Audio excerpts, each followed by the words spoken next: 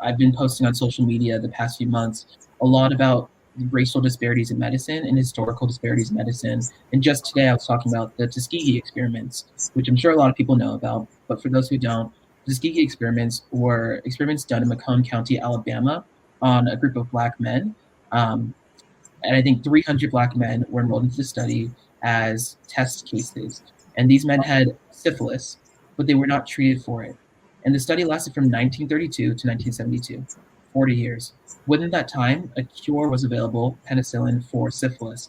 But the people in the study were never given the cure.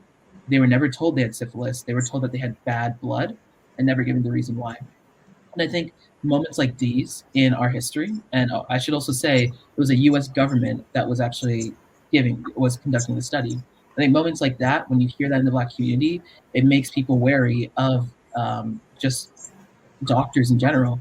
So I think when we think of mistrust and even things like the COVID vaccine and getting individuals in the Black community to take it, I think understanding the mistrust and where it stems from is so important so that we don't just brush it to the side and kind of ignore it, but we make sure that we fully understand and see where people are coming from and the need to really make sure that this next generation of physicians that are coming about understand differences in healthcare, differences in equity, how it impacts communities, and wanting to make sure that we do our best, the best that we can to make sure that we remedy these things.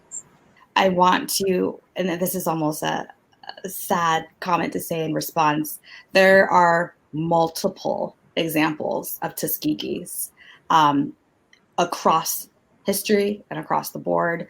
For myself as a women's health, reproductive health provider, even the whole history of gynecology is based on slave bodies and enslaved women who were hurt, quite frankly, and tortured in order for us to better understand how gynecological and obstetrical conditions come about. And we don't talk about that.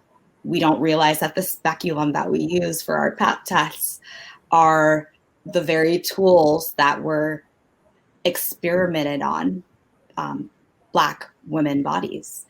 And so these type of stories of Black individuals being having their rights rejected and their voices silenced come up again and again. And history, unfortunately, does repeat itself. And so people, rightfully so, build mistrust from those memories and those narratives of the past. That being said, you're absolutely right. You know, there are ways that we can move forward. There are ways that we can reconcile. Number one is recognizing that this history occurred, recognizing that these atrocities are part of our history, are part of our stories, are part of the legacy of medicine. And being a physician is like one of the highest, it's one of the highest things in society. I mean, it's so regarded, so respected. But we need to acknowledge that it's a dirty history. It's not a pleasant history. It's not a nice history. It's not beautiful. It's not roses and daisies. It doesn't smell nice. Things are still happening today, like COVID, where we're like, wait a minute, this is still showing up time and time again. Because what if they're not there for my actual wellness? What if they're not there for me to get better? There was a study that was put out last August. It looked into newborns that were in the neonatology intensive care unit. And it showed that when these Black babies were being taken care of by Black providers, they had better health outcomes.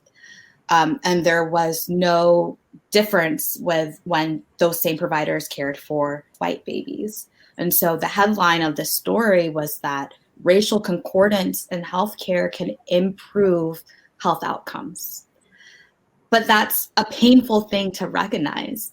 But really what it's trying to say is that often when you're with someone who looks like you, there's a sense of rapport, there's a sense of understanding. Whether or not they have the exact background as you, there's some sort of lived experience that overlaps, that is coincidentally similar in some way. And we see this a lot, especially in OBGYN care. in women's health care, where Black birthing people have a Black provider deliver them, they feel more heard and more listened to and more guided.